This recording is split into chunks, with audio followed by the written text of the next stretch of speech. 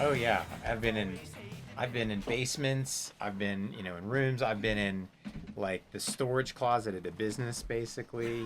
So I've done a few of them, and I've done them in like the Inquirer building in an office. It's that's the thing about podcasts; they're all over the place. Mm-hmm. I don't know who's that. There's a comedian. Can't think of his name right now.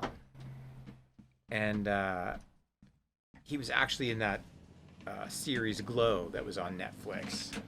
Can't remember his name. God, it's gonna piss me off now. It's not Joe Rogan, is it? No, it's not Joe Rogan. He's a comedian. And Bill Burr? No, He hold does on a one podcast. second. You guys like Bill Burr? Yes. Yeah. Bill Burr's Yeah, funny. Bill's funny. He's got that it's like middle-aged dad humor. Oh, for sure. It's yeah. great. It's the But whole he's vibe. hilarious. But he actually has a legitimate podcast, and he created a show, Mark Maron.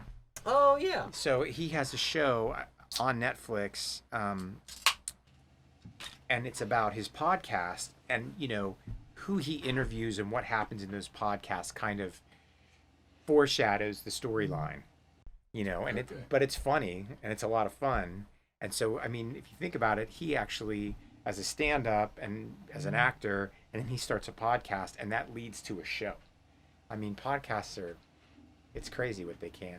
I mean, even look at, think about Joe Rogan, because Trump has already agreed to do. I saw that. No way. Trump has he's gonna already have him agreed on? to do. Joe Rogan a called debate. out wanting to do a debate, and And, yeah. Trump was all over it. And 4-hour Joe debate. Rogan is gonna moderate the debate between him and That would Biden. be- No way. Is he gonna The have culture him in needs his own this, studio? man. The I culture don't totally know. needs that. I Trump, know, that'd be Trump already hilarious. said yes, so that would be crazy because you'd have a libertarian moderating a debate of a Republican and a Democrat, Right. and I think the sparks would just fly I think it'd be great. because he's going to go after both of them, For sure. and I And- think expose both of them. But A true And no, oddly, no bullshit zone. Rogan fashions himself as a Sanders supporter, or has, which I find odd. well, I think it doesn't really make any sense. I think it has to be with some type of philosophical consistency with Bernie. But Bernie's a freaking millionaire. He's a hypocrite. Right. I know. He owns like 6 homes. It's like you can't be a socialist and own 6 homes and talk about the common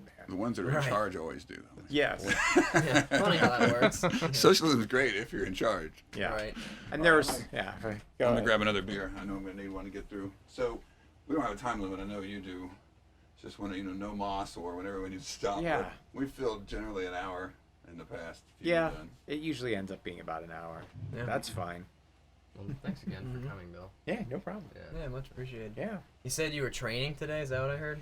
Yeah, I do Brazilian jiu-jitsu, and Oh, I cool. have that on 3 nights a week, and that's tonight. And so I just don't drink beforehand. No boozing. Like, try to stay hydrated and stuff, because it's a grappling art, so we'll roll a lot of the times, and it's just exhausting. Yeah. Right. And if I've had too much to eat or drink, it's just not good. Mhm. Yeah.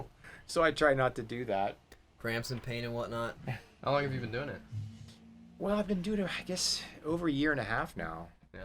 So I'm still a white belt, but I've got my 3rd stripe, and I think I'll get I think I'll have a blue belt by year end or the very beginning of next year, which would be cool to get to that stage, because it takes most people 8 to 12 years to get their black belt. And what are- Brazilian jiu-jitsu. Oh yeah. So I've got a long ways to go. They've got a school for that down the street here. Oh, they in do? Ludlow. Yeah. Oh, that's cool. I've been thinking about doing it. Do you It's- like it? I do. I love it. I think it is probably, all the MMA guys, all the ones who win, Right. know Brazil. I mean, they usually know striking art. They know usually multiple, obviously, but striking art and jiu-jitsu. And I feel like once I get my blue belt, I might start taking Muay Thai, or I might take Hapkido. I'm not quite sure. So I'm like one of these guys. I'm like, I work on shooting a handgun. I feel like I want to be able to protect myself from a distance. Yeah. Right. And then if it closes, I want to be able to protect myself in close quarters. Mhm. But most fights end up on the ground. Right. So you have to know how to Grapple and roll. defeat And, your opponent right. on the ground. So MMA is interesting. It's really exposed martial arts. Oh yeah. It used to be all theory, who would beat who and all this garbage. And now you see when people are actually doing it, I mean, within a confine of rules, but when they're actually doing it, there's a couple things that work and nothing else, And usually what you'll find is those fights go to the ground and the guy with the better jiu-jitsu wins. Right. Because once you understand that, it's an amazing, it really is. It's an amazing art form. And it's brutal. It's tough to learn, but I think it's worth it. So Cool. That's All right, cool. you guys ready to light this candle? It's already been lit. Oh. Yeah, we've been going for. Well, I kind of want to do an introduction. How about an official introduction? Yeah, oh, all right. okay. All right, I'll start off. So Well, that's true because I did. By the way, I did a Cincy Shirts. Those guys had me on a podcast, and I was talking for like 10 minutes, and we were just shooting the shit, and I was saying some things. Maybe I wouldn't say it the exact same way I would on air. And he's Right. like, "Yeah, we've been rolling for the past 10 minutes," and I'm like, Oh. "Thanks for telling me." And I thought about it. I'm like, "That's all right. I don't care. If I piss those people off, they deserve it." Sure. I think our policy will be like, if somebody says something they wish they'd said a different way, we can edit it that way. Yeah. Like, we're not 60 minutes here. Well, my philosophy in life is I usually will not say something unless I knew that if the person was standing next to me, I wouldn't say it. Exactly. Yeah, right. Right. Because if you live like that, and I remember having a debate about, I won't say who, it was a personal conversation, and the person's like, "Hey, that person is my friend," and I said, "Yeah, but he's an asshole. And you can tell him everything I just told you. I don't care." Yeah. And he was shocked by that. Like I would backpedal or apologize, and I'm like, no, Yeah. I don't care. Well, it's easier to live that way. Yeah, it is. Yeah, it seems more honest and like there's less problems with switching between conversations with people. You don't have to be like, oh right, how did I explain it to this person and how should I explain it to that Yeah. person? It's just all like one consistent effort. It's a philosophy I've also taken into my marriage. It's like I don't talk about my wife. If I'm talking about my wife, she is next to me. In my world, she is standing next to me. Yeah. And so I thought that was kind of like my mom gave me that advice, before going out in the real world about you can't take things back, so be careful what you say. So I always pretend the person I'm speaking about is there. And so the words that I use and the way that I say it, if it comes around, I know I have nothing to worry about. So You're ready to defend it. yes. Yeah. So, Yeah. so we've been rolling for 10 minutes. Now let's do an introduction. Yeah, sorry. So podcast number 4, I think, officially here. And so today we're nervous and excited. Excited because our guest is one of the players in the Cincinnati music scene. Nervous because he's the first guest that either doesn't live in this house or spend a lot of time here or related to somebody that lives in this house. So we're hoping we get this right today. But anyway, we want to welcome Bill Donabedian. And I just want to set this up a little bit by starting with kind of how we met. And then I want to ask you a little bit about your background. I mean, I know some of it obviously, but I don't know kind of the fuller story of it and how you got involved in the festivals and all that. I'd like to hear that. Sure. And then we'll just go from there. So the story of how we met is kind of interesting. I do this thing every year where I volunteer for the last 4 or 5 years. I've done it. I volunteer for Bunbury, and it's called a lead volunteer. And so you're there all weekend, but you kind of get behind the scenes access to everything, which is interesting. And that's where Bill and I met, just in the trailer, I think. And so I've been kind of trying to help with the band, obviously, and learn the music business. Bill is the founder of many music festivals, so we started talking, that kind of thing. And then we actually had a conversation at the Bunbury party one year, and I was just kind of offhanded. I was like, yeah, we'd apply every year, but we never get picked. And I didn't realize that Bill was one of the pickers still, because I know you had sold the festival, right? Yeah. But you're still involved. Yeah, I'm still a minority owner actually, but Oh, okay. Okay. so that's why I'm Yeah. and I still do front of house operations. Okay. So I didn't know that. I was just like, yeah, but we never get picked. Yeah. So you were like, okay, well, send me your stuff and I'll check it out, right? And so you did, and then we had a call, and you were like, well, all your stuff kind of sucks. So that was a wake-up call for us, and we found a better producer, we upgraded our website, so on and so on, and that's kind of the context for how we got to know each other, and then we found out that our political views are very closely aligned on Facebook. That's another thing. So that's kind of how we met. how you kind of became involved. I'm not gonna say involved, but to know the band a little bit and help them out. So we really appreciate that. Well, you guys are like one of the only people, and I think I've mentioned this. Bands approach me all the time about what should we be doing, what are we doing wrong, and I'll tell them, and they never do anything about it. They're just like, well, screw that. We're gonna just keep doing it our way. and it's sad because a lot of times a band is talented. It's not that, but I think bands have this idea. If I can step back, like think about a home when it's built. What do you have? You have architect, you have an engineer, you have then a contractor, you have electricians, you have plumbers. They all make that house happen. The architect doesn't draw it, build it, do the interior decorate. That's not how it works. So with bands, they write and they play music, but they need help with their songs. They need help with how those songs are ultimately produced. They need help with marketing. They need help with touring. And they don't necessarily know how to do all of it.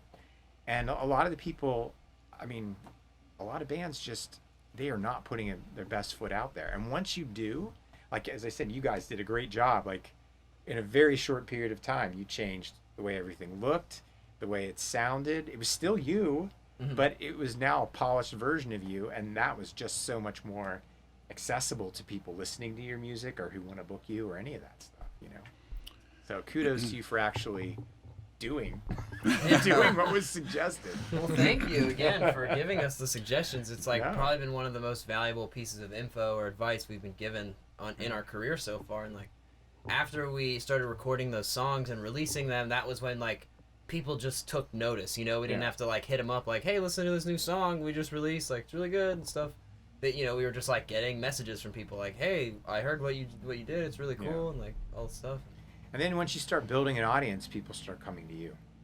That's where it's everything in life. Nobody wants to take a chance on artists, startups, any of those things. I don't care. A band really is like a startup. Sure. And years ago, in the music business, there were A&R guys. They would go out, listen, and see potential and cultivate it, And just like way back in the early days of Silicon Valley, they would go out and find ideas and fund it. But now that's changed. No one wants to take that risk anymore. So you have to do that yourself. And you got to take the time and spend a little money to do it. But once you build an audience or like a startup, they start getting customers and suddenly they get interest. So for people listening to it may not know you personally or know your story. So you were the founder of the Bunbury Festival in Cincinnati. Yes. Yeah. You were the founder of Midpoint. Yes. You were the founder of Bellwether. Yes. Those three I know about. Anything else? Well, what's the rest of the story as far there? as music festivals go, and I co-founded Midpoint with a good friend and a fellow bandmate, Sean Riney. Always got to give props to Sean because really we leaned a lot on one another because neither of us had really done a major event before. We just thought it could be done and started doing it. And that was a big wake-up call that first year with Midpoint because we really decided to do it in March and announced it in April and pulled it off in September with looking at the way I do events today. It was insane.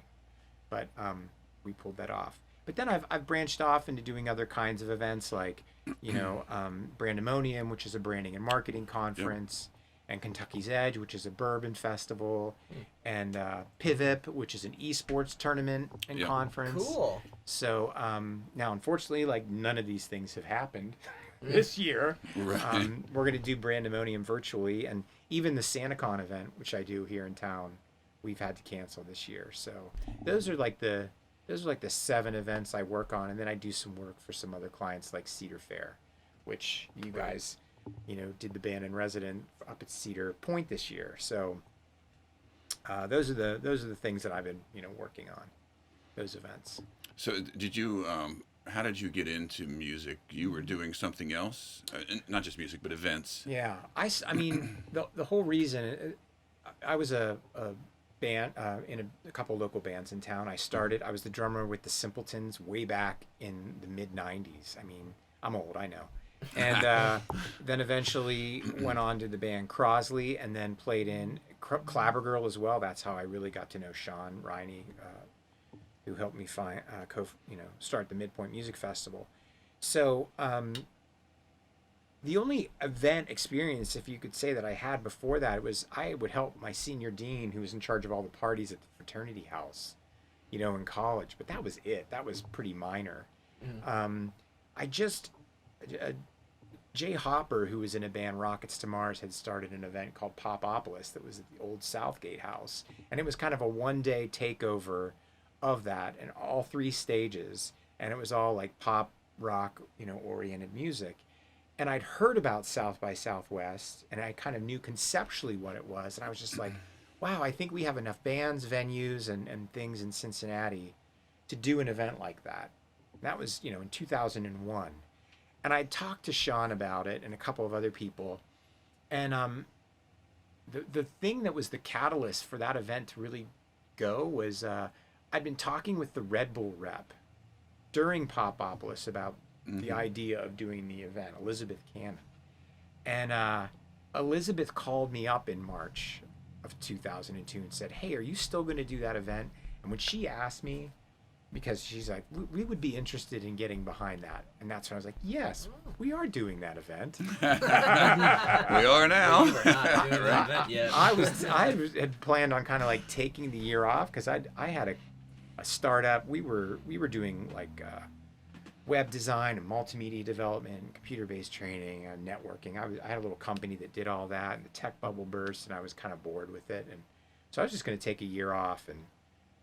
And as I said, that kind of chatter and Elizabeth saying we get behind that event, and it took off. And that's how I got into events, because it was doing Midpoint and some other things. That's when 3CDC, they were going to open Fountain Square. They were redeveloping it, and they needed someone to run it and program it. And I had that event background and entrepreneurial background, and that's what got me that job. And so it was Midpoint, and it was doing all of those events. We did over 200 events a year on Fountain Square, plus ran that ice rink and the video board. And oh, you ran all that? All that. I was in charge. 3CD. I was the VP of the Fountain Square Management Group. So my job was to manage that facility, plan those events, raise the sponsorship. Had to oversee the garage, the LED board, the ice rink, and technically the landlord for Via Vitae. And I had a pretty small staff, although we got to a decent amount. We produced all those events, from the Indie Summer to Salsa on the Square to really taking like Light Up the Square and making it as big of an event with a massive tree like it is, and the Broomball League, all that stuff.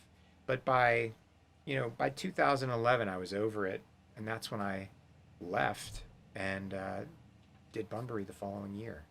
So Bunbury's first year was 2012? Cool. Yeah, 2012. There was a kickoff That's event. Not that long ago. I mean, that's a huge event, right? I mean, yeah, it was. I kind of wish I could. I wish I could have done it in 2010 or 20. I wish its first year would have been 2010 or 11. I feel like that one year where it was hard to rally some of these potential sponsors and things and raise the capital as early as I wanted to.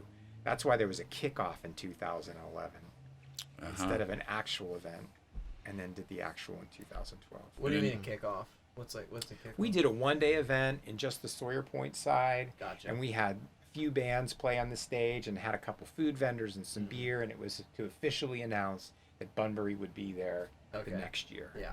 A couple thousand people showed up. That's all. I just wanted to kind of get the word out there. I see. And a lot of the people, though, that really made Bunbury happen is a lot of the people I worked with at on Fountain Square. They all came in and helped with Bunbury. So like Suzanne Schindler, who was my first hire, she was like that initial administrative person, and Debbie Branscombe, who was the site manager at Fountain Square, was the site manager for Bunbury. And it was so many people. If you looked at the people who worked on Midpoint and even at Fountain Square, a lot of those people were at Bunbury and Bellwether after that, and a lot of these other events. That's super cool. It's like your own little family or community of festival organizers, and that's really cool. So we do a lot of contract work together. So when I do an event, I call in the troops and see who's available, and it's been a lot of fun. And these are some great people that I've gotten to know and trust over the year, and I said they make me look good. They're Right. I have really. to say, I mean, having they're been really behind the amazing. scenes at Bunbury for a few years, that's a big event, and that's a pretty well-oiled machine. I mean, we're all scrambling around. You know, there's all kinds of a million individual problems, but Yeah. the underlying machine is pretty well-oiled, I think. I mean, it You've goes worked well. a lot with Jackie Terry, Yes. and Jackie volunteered at that first Midpoint and has worked with me pretty much on every event ever since. Yeah, I wouldn't want that job. No, Jackie, she really That is some firefighting for all weekend long. She a recruiting and scheduling. Yeah, she is, and she's a tough cookie too. She works at Riverbend, and a lot of these people also do gigs at other theaters or venues in town, and they know what's going on, and they don't take crap from anyone. They work really hard. I mean, they're nice people, though. I'm just Sure. saying that. Yeah. I love Jackie. That's the thing when you're working in events. It's very stressful, and you need people who aren't going to throw their hands up and be helpless. Right. And Or turn into, yes, assholes. yes, you need people who you have to control the event. You have to get things done. You have to think on your feet, and you've got to get through it. And all the people that I've mentioned and a bunch of others, they really come through every year. Yeah, we were sad too. I mean, that was one of my favorite weekends of the year, doing that volunteering. Obviously, the band was going to play, so that was a Yeah. bummer. But Yeah. sad to see Bunbury have to go this year. Yeah, I'm a little nervous about what's going to happen next year. I'm actually pretty hopeful because I don't know if you saw that a federal court struck down Pennsylvania governor's orders as Like all the unconstitutional. different restrictions. Which What they was are. What was the situation? Well, just like here in Ohio, I mean, all these governors have overstepped not only their state's constitution but the federal constitution. They're violating 1A and 4A rights. Period. Even 14th Amendment rights. All of them are being violated. It doesn't matter what the emergency or perceived emergency is. They don't have the power or the authority to do it. They've just been doing it, And I'm really hoping that sets a precedent, and all the federal courts tell these governors they got to end this, because I'm not saying that there isn't a virus out there or that it isn't a dangerous situation for some people. I really think that we should concentrate our resources on protecting those at most at risk, and the rest of us shouldn't have any issues. Right. Yeah. Because another year of this, I mean, for the event industry, we need to start planning now. And we right. can't if there's this. You notice how none of these governors have ever told you what the end game looks like. Right. Remember, it was supposed to be 2 weeks initially. It was flatten the curve. Because everyone's going to get this virus eventually. Everyone will get it. It's going virus. I always say virus going to virus. It's going to work its way through this population. You can't stop it. So we need to just allow that to happen. Spend our resources on protecting those most at risk, but not destroy the economy, because if we lose the economy, we're going to lose the resources to help those people, and we're going to really just destroy so many other people, their livelihoods and their lives. And let's face it, we've seen a lot of abuse happening. We've seen a lot of drug overdoses happening and a lot of suicides. Those are all going way up.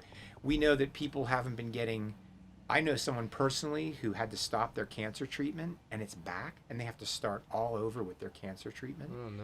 So I kind of digress here, but my point is, in the event business, we need to start planning this year for next year. We can't get the green light, and no one's saying if we get our, if this is what the death rate versus the testing rate looks like by this point in time, we will be open. We've never been told that. So we're just sitting here guessing. So you can't start to make large investment, in an event that may get canceled. So if this insanity doesn't end soon, we could see 2021 almost wiped out as well. And then what does the event industry look like in 2022? Great, events are back, but there are no event companies anymore. Right. All the little guys will go down for sure if another year of this lasts, and then. Oh yeah, I mean the small venues are pretty much. I mean, I just saw something out of Austin, which is quote unquote the live music capital of the world, and almost 2/3 of their venues are pretty much going to be gone. 2/3, and we're still not done. Yeah. Right. So it's devastating, and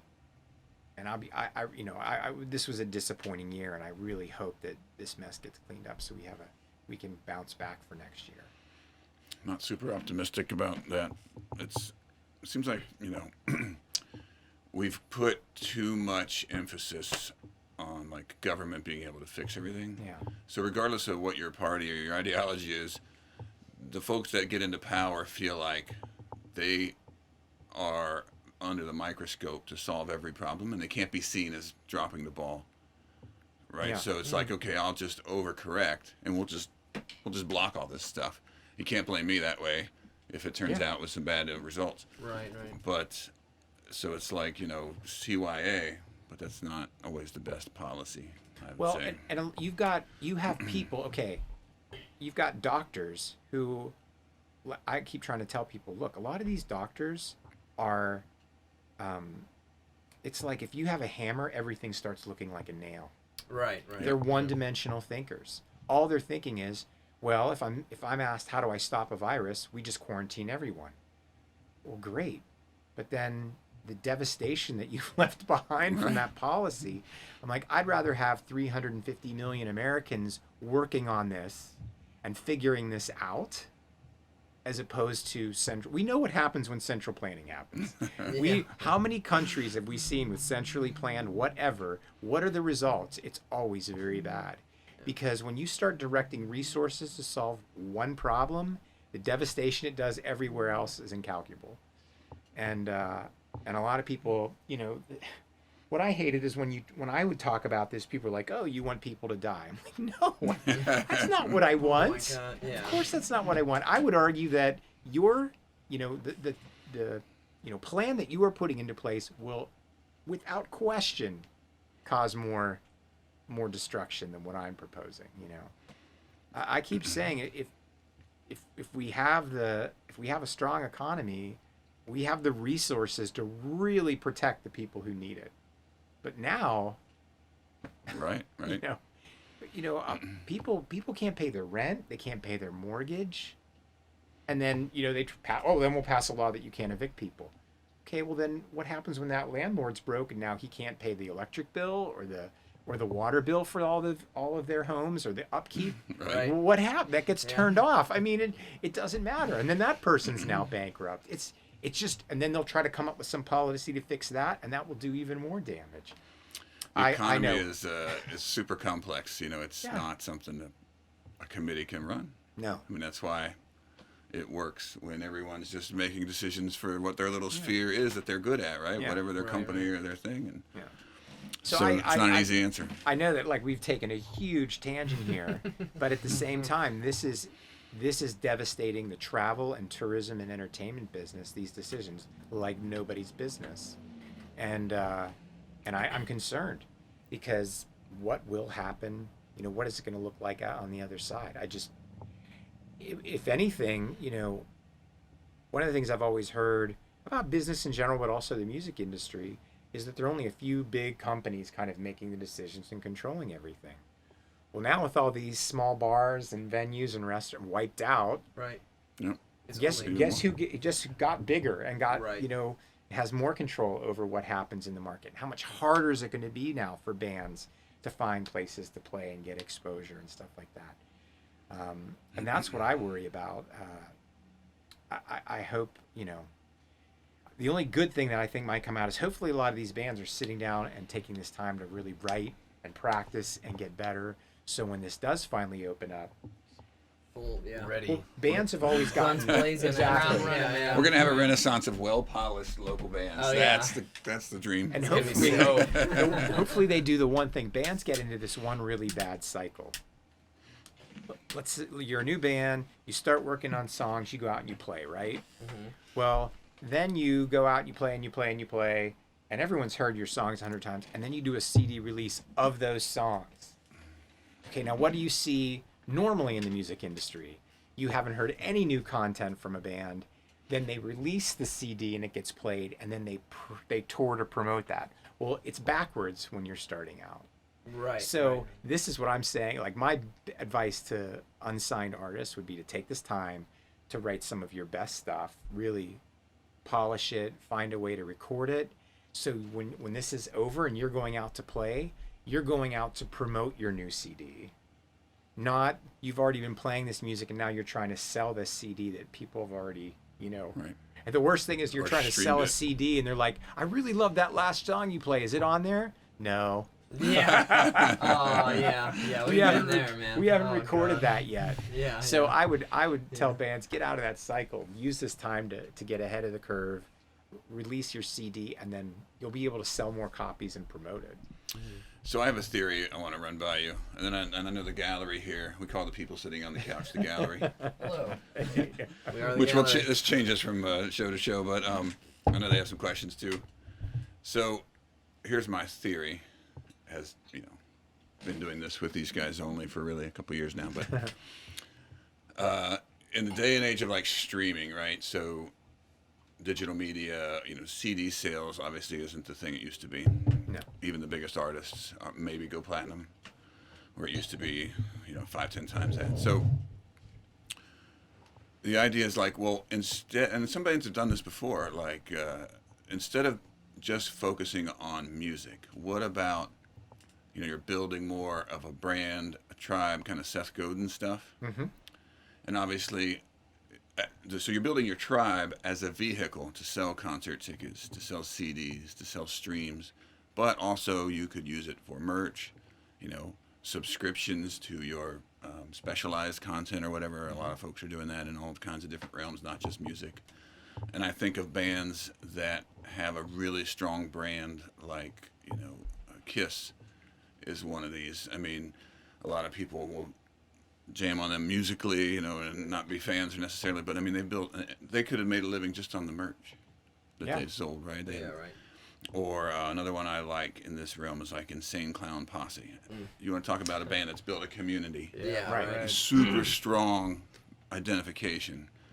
And yet, you could talk to a lot of people out on the street who never heard of them. Certainly never seen them or heard them. Yeah. So something along that vein, because there's so many more opportunities to make revenue, not in the music part of it, Yeah. and less opportunities in some of the music parts, like CD sales. What do you think of that general concept? Well, I agree. Most bands make money touring and in merch. Right. That's where they make their money.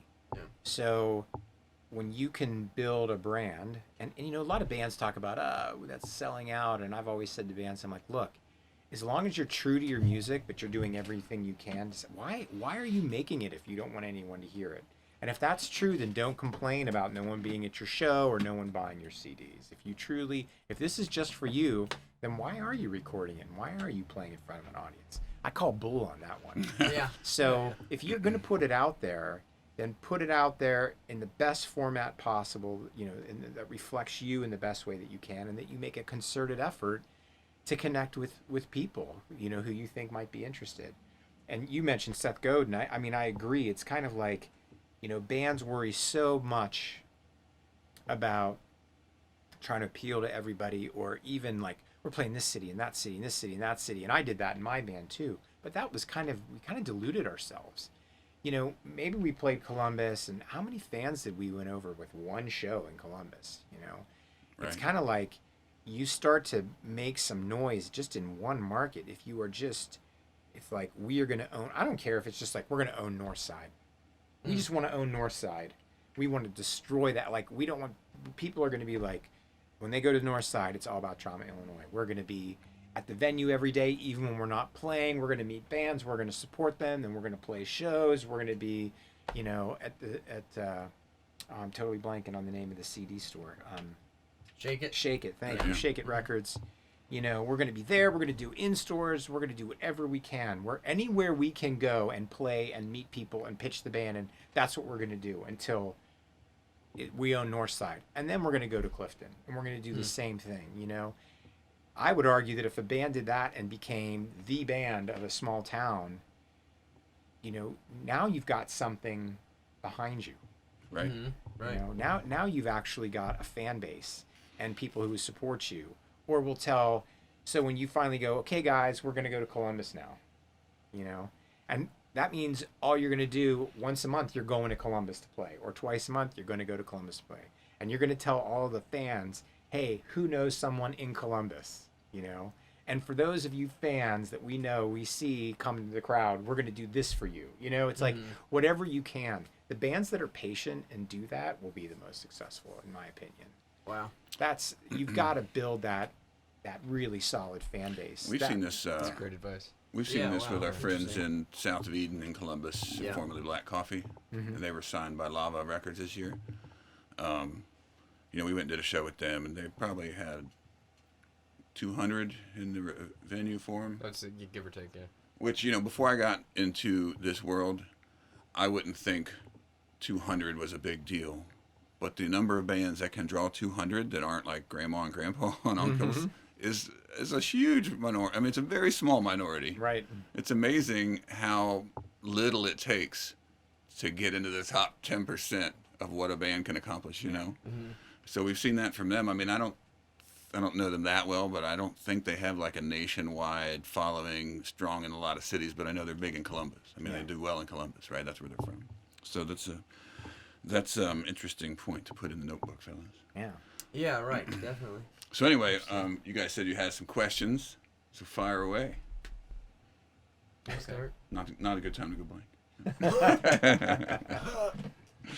blank. What's sort of like, so you got started into Bunbury very quickly. Like the transition from events in Fountain Square to Bunbury was like 2 years from what you just said, I think. And how did that all sort of like get together? Like how are you able to fund something so huge so quickly? Well, you know, in 2010, I started like working on it.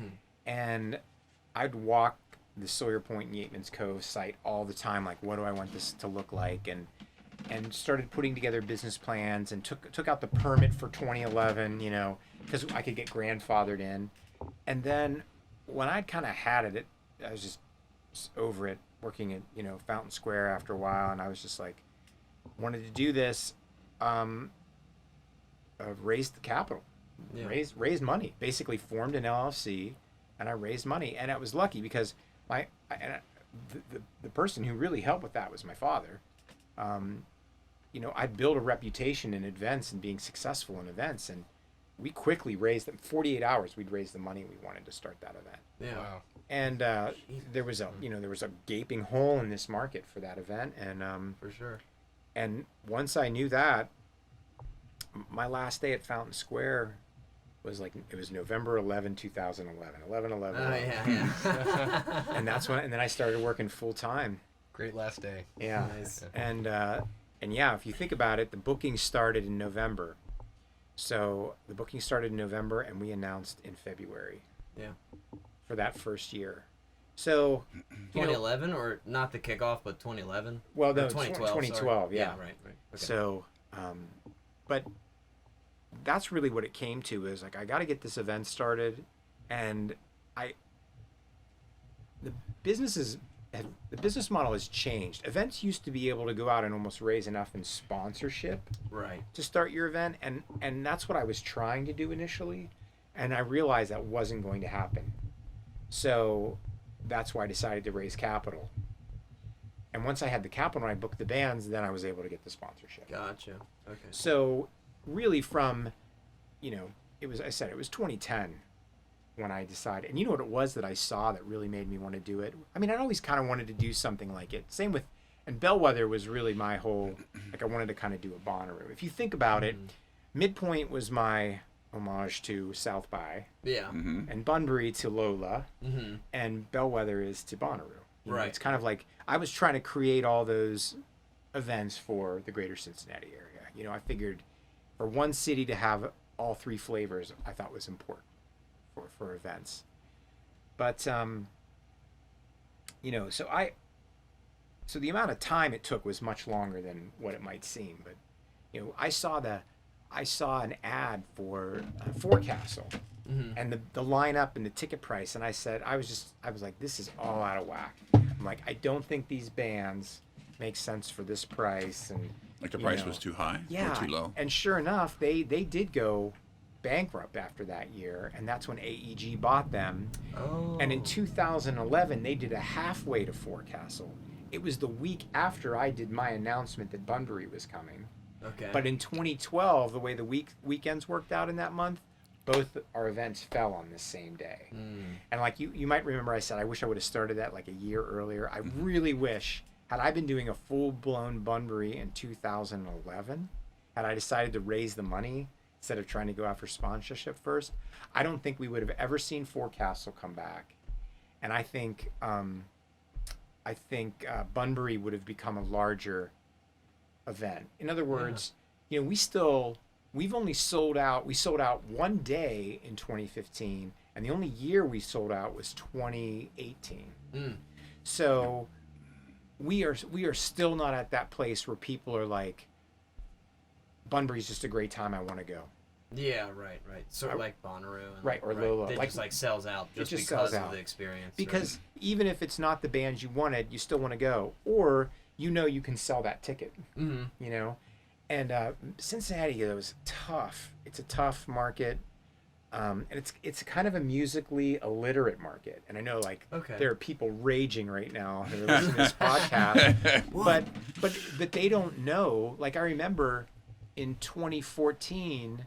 People were kind of down on the headliners. And I'm like, yeah, but we got Fitz and the Tantrum and Young the Giant. And I'm rattling off all these bands. I'm like, I've never heard of that band before. I'm like, were you watching Jimmy Fallon last night? Oh, yeah. I'm like, that was Young the Giant, you idiot. Yeah. You know, it's like, and now people know who they are. So that's one of the good things about like Promo West coming in and building the venue is they're finally going to book the acts and build the audience.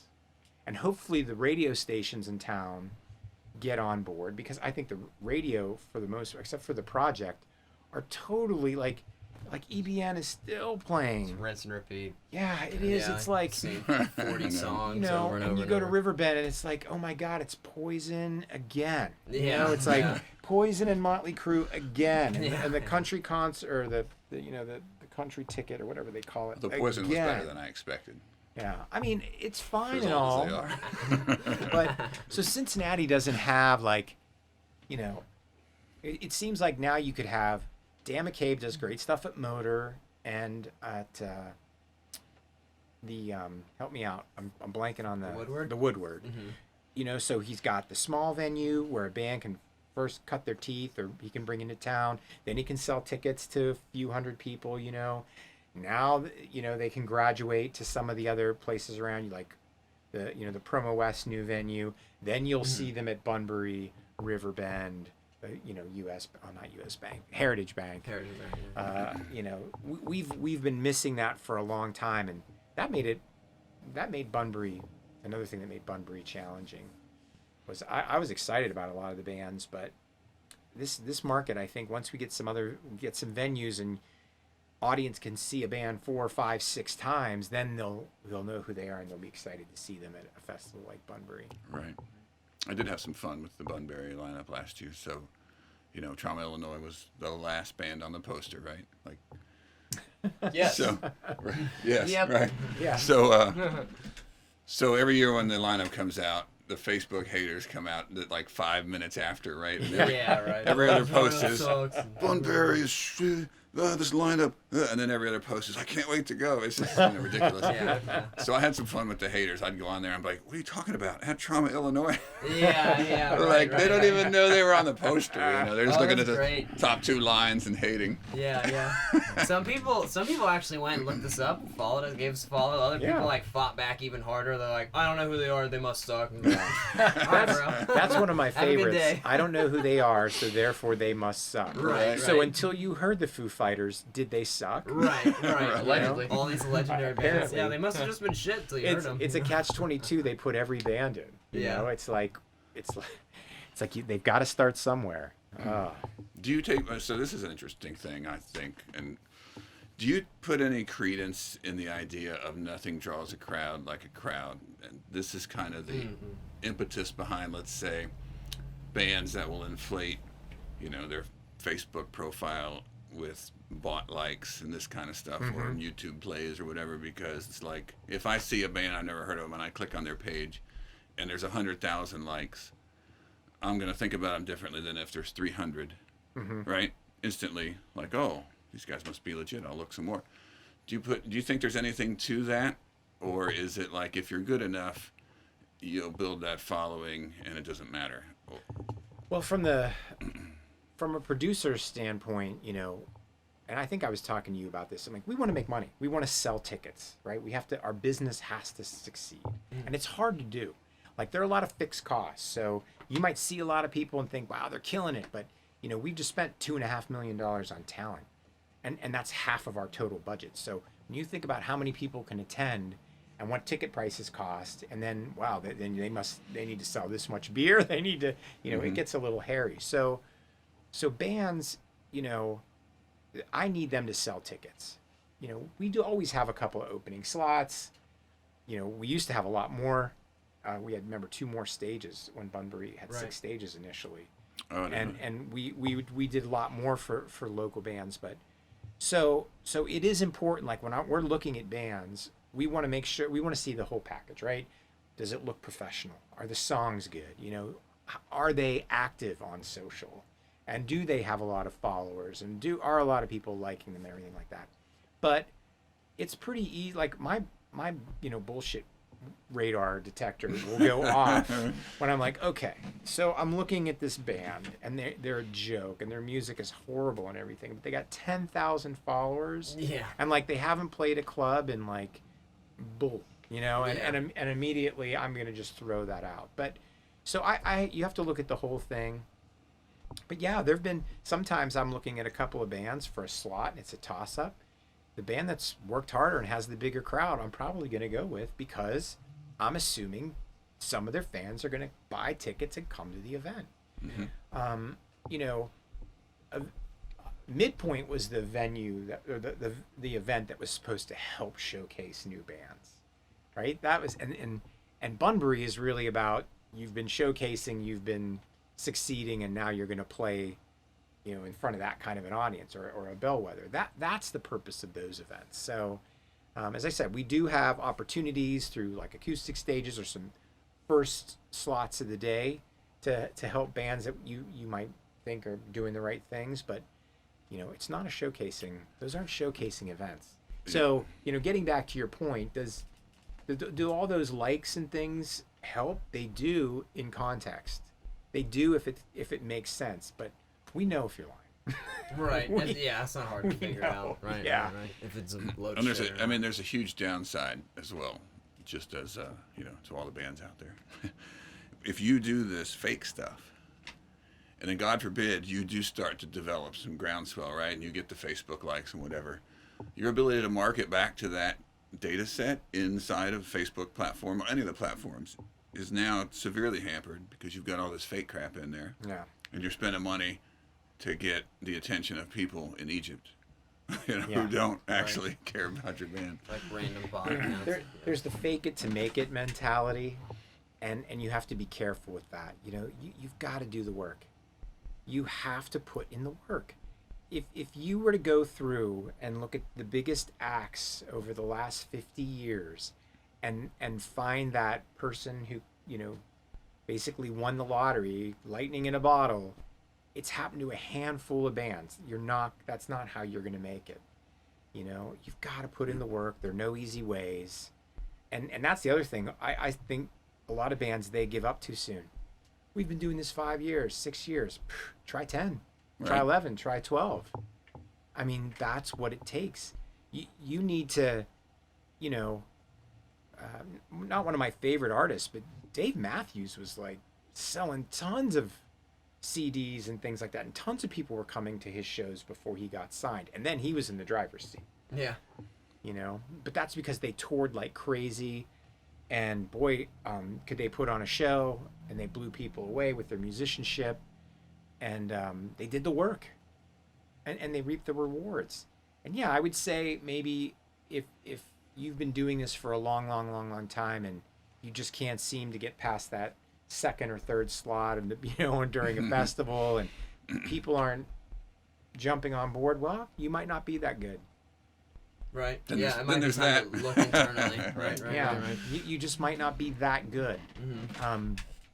But I think most bands with effort, and if they really listen and show that determination, they can get there. At least make a living You know, there Yeah. there are bands that get booked. They might not sell a ton of CDs. The Flaming Lips, those guys are making a great living. They Yeah. live on festivals. You know, how many times do you hear their music on the radio? Sure. Not You know? not. How many super units often. do you think they're Right. selling? But they do cool and innovative stuff Mhm. because they appeal to their hardcore fan Yes, base. they've got that cult. And they put on a great show, and every festival promoter knows it. You can't go wrong booking them. They've always put on a great show. People know it. They'll buy the tickets. So there's a perfect example of a band that those guys, a lot of them can walk down the street. You might not know who they are, Yeah, right. you know. Yeah. It's pretty cool. But I guarantee you, they're all making a really good living. Mhm. Which, if the other thing is, you know, what is success? You know, everyone thinks, oh, I got to be making millions and living out in LA and stuff like that. I'm like, you know, there's some bands that tour and work hard. They're making 6 figures a year. That's better than a lot of entrepreneurs with their own business. Right. That's a Or- dream, especially Exactly. in the music industry, to make 6 figures. Oh my god. There are a ton of bands. If you think about it, they play 4 or 5, you know, times a week during the festival season, starting in the spring into the fall, and they're making 10 grand a show, 15 grand a show. It adds up. I mean, yeah, there are Yeah. expenses in touring, and you got to manage that kind of stuff. But you guys are a 3-piece, which I think is awesome. Yeah. Use technology to push your sound further if you need to. and Yeah, totally. That way, there's more to split up. But you can make a really comfortable living if you put in the work. So you said putting in the work, and like the bands who are really gonna do it, they put in the work. Yeah. What if you had any advice? What would the work be? How should we be distributing our time? We're on fixed time budgets. Yeah. And we're trying the best we can. Oh, I know, and that's, you know what, I think I got some great advice. For a little time, I had a mentor, Jim Zimmerman, who was the CEO of Federated, which bought Macy's. So Yep. Macy's. Oh, and, you know, okay. Yep. he was here in Cincinnati. He was on the board at 3CDC. So I had several meetings with him, and I was at Fountain Square. You know, we were underfunded. It was new. Even though the square was open, it was still under construction. I was understaffed. I was putting in ridiculous hours. And I felt like I'm never going to get out of this hole. And he said, you should only do what you should be doing and just look for incremental improvement. Mm-hmm. So what he was trying to say is, yeah, Bill, I understand that you can build the website because you know how to do that, and you can post on social, and you can, but isn't there someone else on your staff, or isn't there someone who's a big fan of the square that you could delegate this to free you up to do the more important things, like raising more sponsorship so you have more money to pay more people, you know? So kind of what I was saying way back when with bands, like, you shouldn't have to worry about doing everything. Mhm. You should be focusing on writing great music and getting better and expanding your network. Who are the people who come to all your shows? You know, those are people who will do things for you if you don't, one, take advantage of them, but if you just ask them for little things, and you'd be surprised what your true fans will do to help you. You just have to, I said, not abuse it and reward them for it. Yeah. When you can, you know. So it's like you get into Bunbury, if you get some ticks or something, you know, some tickets or something like that, or discounts, those are the people who get it. Right, You know, right, you right. reward Those them for that. diehards, yeah. Or if you can't get them in, but they do come to the event, when you're done, you're gonna, you know, see if you can get them backstage, and if you can't get them, hang out with them for a little bit at the event. You've got to give them attention and time, and show them that you really appreciate them. Right. But and so focus on the things that are going to make you best, which is your songwriting, your ability to perform an incredible, entertaining set, and then build that network of people you can ask for favors to help you do things, so you don't have to spend the time doing it. You know, and then that incremental improvement is, it's all right if you've written 10 songs and only one of them is a great song. That's all right. In the next 10, maybe it's 2. In the next 100, maybe you're getting to 4 songs. You know, it's Right. like, keep writing, keep working on it, keep leveraging your producer. I mean, you know, I think the world of Ben Schigel. I know he's a small Yeah. guy up in Cleveland, but if you didn't know any better, his stuff sounds good as anything else I've heard from a quality standpoint. Yeah, and produces fantastic work. Yeah. It's so cool. It's so, it's like right in his backyard. He's got a little warehouse in the backyard. It's like, you don't think anything of it from the outside, and you walk in, you're like, oh my God, this is... What the cool thing about Ben is, too, is he's one of those, a lot of people, usually you have an engineer and you have a producer. Right. He's doing both at the same time. So actually, you're saving money because he's getting things right as you go, and he's fixing things as you go. So that's one of those relationships to leverage. Because if you're doing work with Ben and you plan on doing more with Ben, you could probably send him your songs and say, which is the song we should record.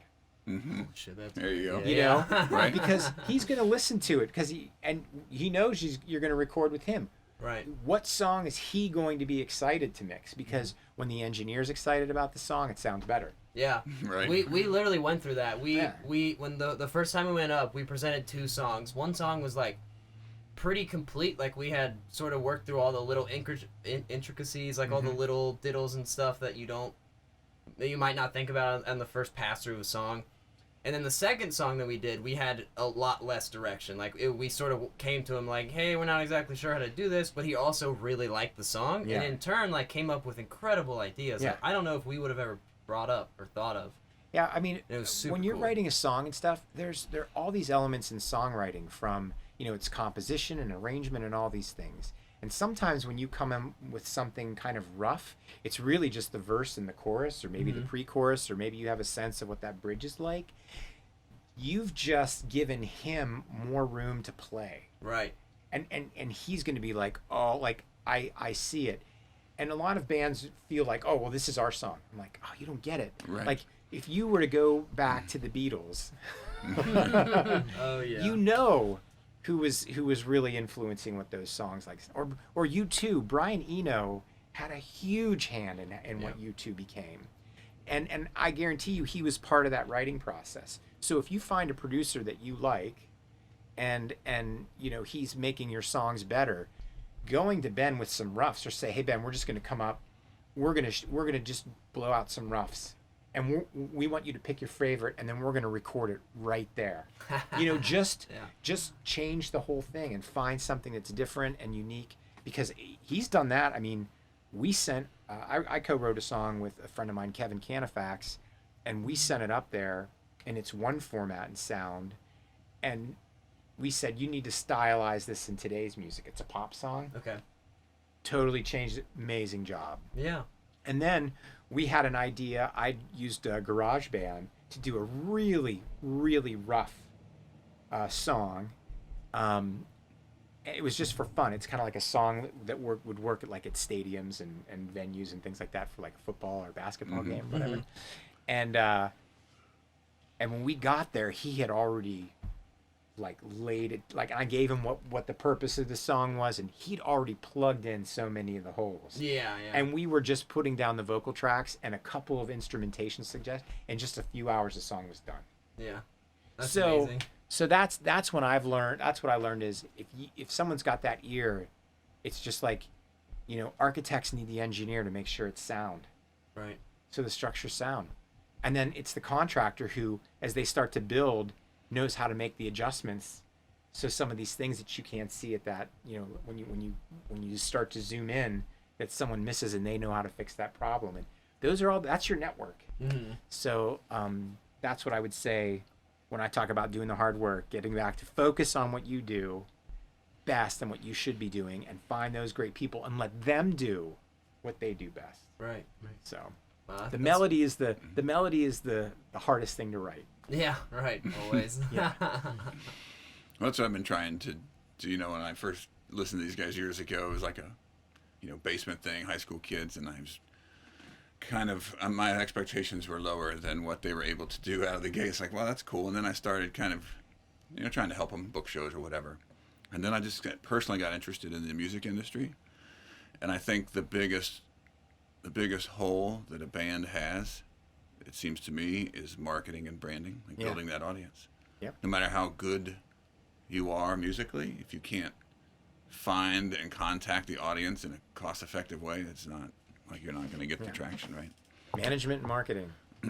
Yeah. So that's been really interesting to me, and I'm trying to help them figure that part out. Yeah. And I've worked for free, at least. So that's the good news. Thanks, Dad. With that being said, do you think that it would be worth a band's time to, like, really target live show plays in music cities and places where there are audiences? Yeah, I mean, some people would say, and I've seen bands do it, where they'll up and move to like Austin or Nashville. They try to find a group of bands that they can sit around and work. I mean, Nashville songwriters will get together, a few people, and they'll take their songs, almost like comedians, will work and try their material out on one another and work off of each other and try to develop their voice. I think those things can work for you. It really depends on what everyone can do and what your objectives are. And, some people might be like, hey, this is our hometown. We've got a lot of resources here, a lot of context here. Let's do it here. Sure. I've seen bands leave town and only to come back. It didn't work. Right. But once again, I think if you're going to make that commitment to go to Nashville and try to bust in there, get ready to live there 6, 7, 8 years. It's not going to happen in 1, 2, or 3 years. Yeah. In just that amount of time, you might finally have earned, some trust with some venue owners and get some opportunities to play. I mean, I've seen, we brought a Nashville band up to play. And then when we went down there, we had a, exchange and a show. We had a sweet venue, great sound guy. We were excited because we were hoping for a pretty good audience. But they had just played in the market 2 days earlier. Nobody was there. Right. The venue manager, he lost his mind. He was so angry with them, And I thought that was a great lesson. I mean, I didn't have to learn it the hard way. I saw they just ruined the trust with that venue owner. See, I used to be, when I was trying to get my band, Crosley, in a lot of the bars in town, I would call, and I would say, if you're in a jam, you need a last minute band, we will be there, we will help you. I wanted to be their problem solver. And sure enough, it only took a few times to be like, so-and-so canceled on me, can you fill in? Yep. And we would be there. And then it was, hey, I have my headliner, but I need an opener and a middle band. And personally, I prefer to play the middle slot. And we'd be like, we'll take care of it. We knew a bunch of other up-and-coming bands who we were comfortable with and we thought were good. And we would show up and play. Then it turned in, Bill, Saturday night, you guys can headline, fill the bill. So he was just abdicating the nights to me. And then even sometimes, I became their problem solver. And then we played where we wanted, when we wanted, after a while. And we weren't the best band in town. We were a good band. We were a solid band. We put on a great show and we pulled a good audience. But we weren't and we would purposely book and play the middle slot and try to find somebody who was better than us to take the headliner and then find an up and comer that we know to take the opening slot. And that's when you start to understand when I was talking about what does a producer need? They need to sell tickets and make money. What does a venue owner need? He wants the booking bands to be easy. He wants people to show up and drink beer, So as a band, as you're starting to grow and you're starting to do things, if you decide to go into these markets, you want to become invaluable. Right. So how do you become invaluable? Because you don't have much to offer. You don't have an audience down there yet, but you can solve problems. You can be there. Hey, we want to play your club. We understand we don't know anybody. You call us anytime you need a last minute fill in, and we will be here to fill in. That's what you can offer them, a safety net. Okay. And I know I'm kind of like carrying this through from your first question, but I'm just saying, if you go into a market, you've got to build your network all over again. And in order to do that, you have to be willing to just be that band that just solves any and all problems and earn people's trust. And once again, put in the work, and then it will open up for you. I noticed that too a couple years ago. We did a tour down to Key West and back and through Louisiana, Alabama and all this. And we were booking like Birmingham and some of these off places that were smaller. It was just like I'd get a couple local bands. I'd approach the bar. It's like, I got a whole bill. And so my approach was, I'd just give you a whole bill of local bands and us. And, you're good for the night, right? You don't have to deal with it. And that worked. Yeah. Except in Nashville. In Nashville, they wanted numbers. They wanted, Yeah. what are the bands? What are your numbers? You know, and I didn't have that to offer, so I couldn't book Nashville very easily. So Yeah, Nashville was tough to book. We played a couple shows down there, and as I said, we did it through band exchange. Yeah. You know, that's the other thing is, you know, one of the things that Midpoint was so great at the beginning, and why the local bands got into it is we purposely put like bands together. So that band from New York, like the band from Cincinnati, was kind of similar to that band that came in from New York, and that band that came in from Chicago, and the one from Indianapolis, and sure enough, that band would end up playing a show in New York, Chicago, with those bands, and then they would return the favor. Yeah. And the bar owner knew the band because they had played at Midpoint, and yeah, they're a good band. So, you know, I would also say, if you want to get into Nashville, do your homework, find out some of the good bands that are starting to get through, and invite them up here. Like, sit down with the venue you have a great relationship. Like, let's say it's Northside. I don't know if Mad Frog's still doing stuff, and say, Yeah. hey, you know, we you know, we know you want us to headline or whatever. We have a band. It's an awesome band that we know out of Nashville. We want them to come up and play the second slot. We'll bookend them with another great local band, so there'll be a great crowd here for you. But I think they'll do well here. Do some favors. You'll find you're getting gigs down there. You know, they'll do the same thing for you. So that's a way to kind of ease your way into a market, is build relationships with once again, what are you doing? You've got to make the offer first, Right. not the ask. right. I try to tell this to bands all the time. I get that email, oh, we would love to play your festival. Like, yeah, I'm sure you would. Right. So would thousands of other bands. Right, I've never gotten the email that says, you know, we're a band, we have a huge crowd, we're this far out, we promise we will sell X number of tickets for you or whatever. You know, I'd be like, oh, damn, okay. They're putting their money where their mouth is. So that's an offer. They're making an offer. So you've got to offer first. You got to offer something. And then you'll be surprised. You make an offer, somebody will say, and what can I do for you? It comes like, it's almost built into for most humans. Right. I don't have much to give you, but this is what I can do for you. I'd like to do this for you. And you do it, and then trust me, what can I do for you? We'll follow shortly thereafter. We've had that experience with bands a little bit, but we've also had the experience of, you know, oh yeah, we'll bring 50 people to the show. And that's happened. We have one band that over-indexed what they said they would do, actually.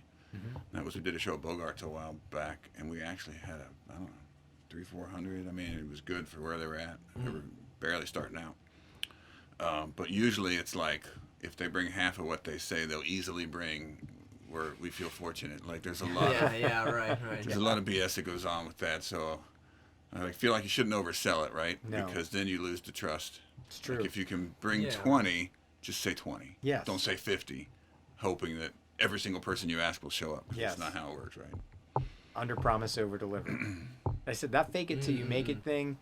If you can't deliver, you don't want to do that, because once people, if they don't trust you anymore, if they don't trust your word, then nothing's going to happen for you in the long run. Right. People know you're full of crap. There's so much supply in the music industry too that, like, once you burn that bridge, it's very hard to reconstruct it.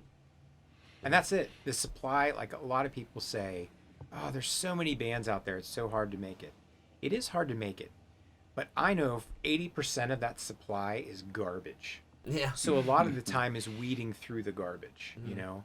So that's why you want to be in that top 20%. And then as you continue to play, you get better and better and push yourself up there. I have reviewed personally thousands and thousands of press kits over almost 2 decades, you know? And I can, before listening, and I do, I anytime we have people submitting, I make sure that we listen to it, usually twice. At least 2 people are going to listen to it and then rate it or judge it, or thumbs up or thumbs down, or let's get them into the smaller pool and we consider. But most of the time, I can just look at a few things before I've heard a song, and I know. It's gonna be I know. Rarely am I ever surprised. Yeah. You know, it rarely happens. And then it's true, 80-20. It's like 80 of it's garbage.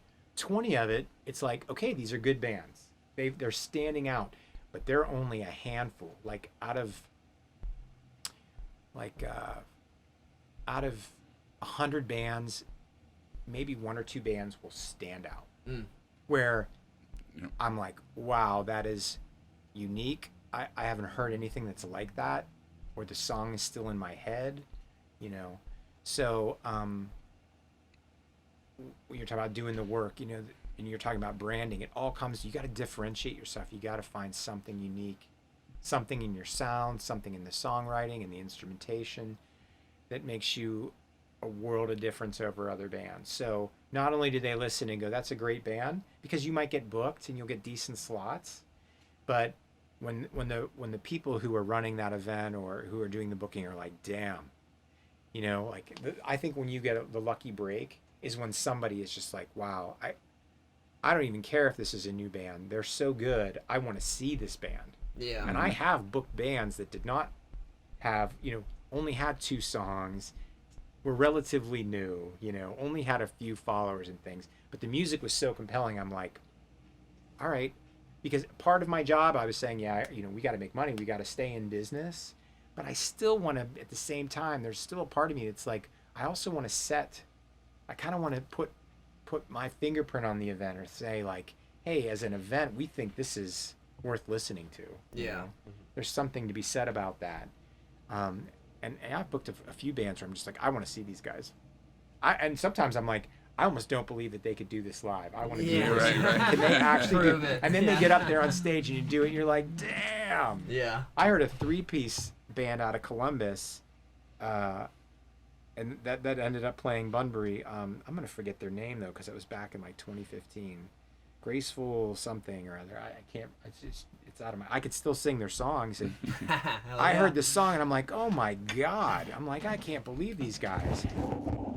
They got up on stage and they nailed it. Nice. You know, they did it, all the vocals, all the parts, and I was like, all right, great Well band. done, people. Yeah. That's fantastic. That's super cool. Real quick, what time are we at? Yeah, we've been. We're at 1:12. Holy cow! When do you need to get out of here again? I don't want to. I don't know. When was I I don't here? It wanna was like a keep little you after 1 we got past. started, I think. What time is it? You're 2:11. probably like, yeah, does anyone even want to listen to me talk for this long? Oh yeah. Oh yeah. Someone will listen for sure. Jeez. Okay. What's sort of the What? Well, I guess you've sort of already been over this, but I'm really more interested in like what's the criteria for selecting headliners? Oh, headliners. Like usually, I mean that's the hardest. I think the hardest part of doing a festival is, you know, you're looking at headliners first. They have to be consistent with the type of event you're doing, right? What do you mean? Well, I'm not gonna, like at Bellwether and what we're doing, I'm not gonna book Justin Bieber. Oh sure, yeah, okay. Okay, he just doesn't. You, We do bands. You know, it's not stuff you're gonna hear. It's not dance music or whatever. And so you got to try to look for bands that make sense with your brand as an event, and then can you afford them? Right. Okay. You know, like I always wanted to try to get the Foo Fighters for Bunbury, but they were always out of our price range. You know, it was always out of reach. We don't have a big enough piece of property, and we don't sell enough tickets to hire that band for a festival. And then you have to see what's available. Then you have to see, you know, are they touring? And then of course, if they are touring, are they going to be anywhere near you? Like you start to go through this list. So what happens is at the end of at this time of the year, the agents send their available. Well, who's available, right?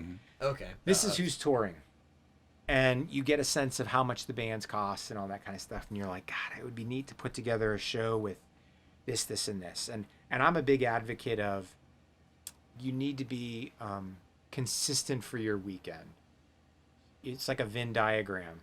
Your bands slightly overlap, but not too much. If they're too much alike, you're going to draw a very small concentrated crowd and you're not going to sell any tickets. And if they're bands that are way too different, same problem. You'll sell. So in the first scenario I mentioned, so if you have bands like, I don't know, Blink 182 and someone, those bands, they're like all the same. Yeah, They have the yeah. same crowd, Mhm. and you did a festival just for them. You're going to sell a lot of 3-day tickets, but you're not going to sell any single-day tickets, Okay, right. which is not going to help you. And then if you book like a hip-hop artist, a country western artist, and a rock artist, you might do well on single-day sales for each day, but you'll sell no 3-day tickets, which is not good for you either. Right. So, like that first year of Bunbury, I thought we did a great job of it, where it was,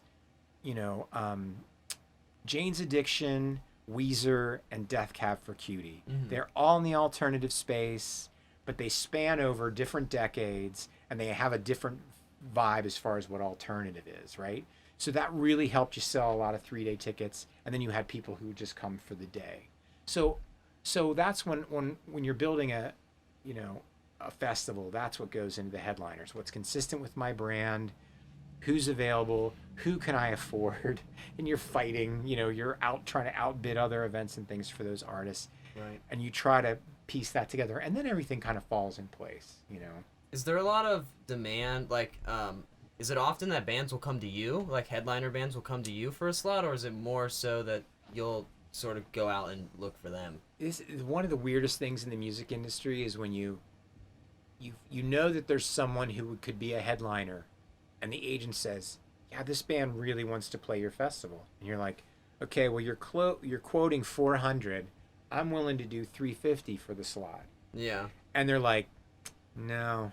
What? Right. And I'm like, well, What? you said they really, really want to play this festival. Yeah. But guess what? With my budget for, Friday night, this is as much as I can do. And then Yeah. it doesn't happen. Dang. So, yes, you get people who say they want to play your festival, but they just want to make money. Yeah, okay. Which is fine. I said Sure. I want to make money too. Yeah. The problem has been the festivals were very profitable for a while because the music industry was getting expensive, but you could build all that infrastructure and then put a lot of bands and get a lot of people at one time, and you gain economies of scale. And then the music industry lost its mind and started just the price just went up because and a bunch of festivals came around, and there really aren't that many bands that can carry a headlining spot, and so making money became extremely difficult. And yeah, Lollapalooza will make money, but they sell, they have 125,000 people a day. Right. Wow. And So- yeah. I didn't know it was that big. So they are still getting economies of scale, where Bunbury, we can get 20,000 people maximum in that space Mhm. a day. So we'll see 60,000 people over a weekend when Wow, we okay. sell out. To put it in perspective. Yeah, I didn't realize. So it was we so can't different. book a $2 million headliner. Yeah, right. It just doesn't make sense for us. So, but it's one of the hardest things. But at least once you kind of you get the right bands and you can build your lineup around it, it all comes together. Do you think festivals like Bunbury and Midpoint and Bellwether have actually produced some musical literacy in Cincinnati? Well, I think a perfect example of that, Imagine Dragons played Bunbury in 2012, Right. and 21 Pilots played in 2013 and then in 2015, and it was the following year they finally played US Bank Arena. I don't think they would have been playing US Bank Arena had they not done those 2 shows at Bunbury. Yeah. I think you're right. They were obviously getting more famous, and what we paid them. I know what we paid them in 2013 and what we paid them in 2015 and what they were going to get paid to headline. It's amazing. Yeah. It is amazing what can happen in 6 years. Yeah. So yeah. Good They for were a them. band that, That's to your awesome. earlier point, they kind of dominated Columbus, Mhm. sold out to Newport. Right? They did a little documentary on it about Yeah. themselves, and that's kind of launched them, got them signed or whatever. Yep. And from there, yeah. Yeah. Sometimes owning one market is all a label needs to see.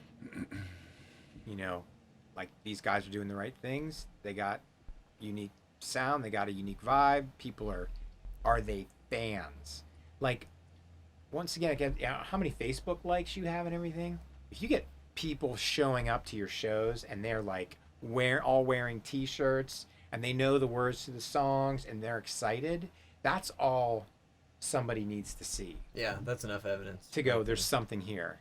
Totally. You know, if even people are kind of at the show and they're not going crazy, you know, they're looking. You need to build fans, not just an audience. We saw that in miniature. Like, you know, we won that.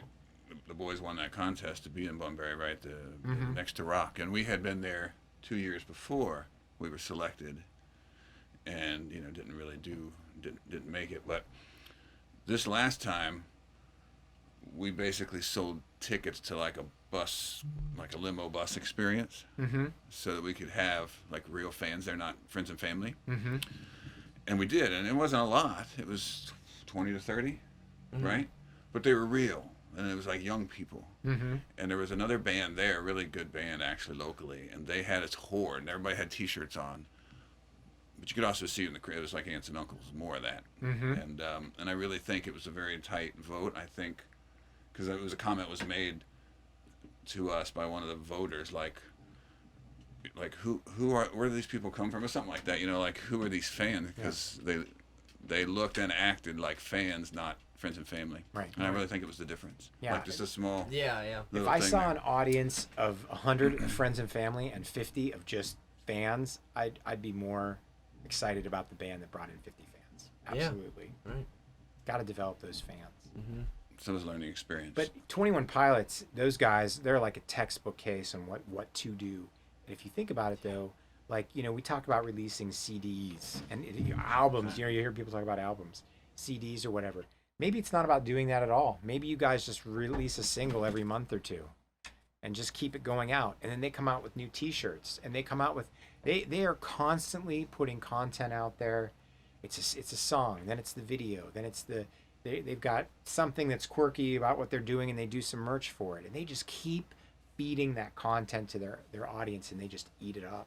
Yeah. Those guys are, I mean, they had that song, what was it called? My Quarantine or something like that. Like, it came out in like April or something. They released a song. No, it just came out. It was about the quarantine. Oh, okay. And, I'm not familiar. and got a bunch of play and all that kind of stuff. And they just took advantage of that situation and created a song and released it. Yeah. You know, so those guys. But you know what? Here's another thing. Just a side note about those guys and how cool they are is when they played Bunbury in 2015, we asked them. Or no, I'm sorry, in 2013, we said, hey, would you guys do a performance in the VIP tent for like 15 minutes? And they did. And they brought the uke and the, I forget what the percussion, and did a set and some songs they hadn't done on the main stage, and everyone was about it and around it. And you know, a lot of artists, they leave the stage, they don't want to see anyone, talk to anyone. Not these guys. They met with the fans. They did that spot. They worked. You know, they put in the work, made connections, built fans. I have a lot of respect for them. They are accessible. Yeah. You know, and even management, the people around them, they're still accessible. It's harder, but they know what got them here, and I think that's an important thing to remember. Well, Bill, I want to wrap it up here. Yeah, We've got it 1 hour does 20. seem like a great opportunity. So to thank wrap you up. so much for coming in. Great conversation. And hopefully we got the audio of this. Yeah. It should be fine. Pretty sure we get it all squared away. Yeah, we're good now. But anyway, so that's I think that's a wrap for podcast number 4. Yeah, So thanks very much, Bill. Thanks for having me. All right.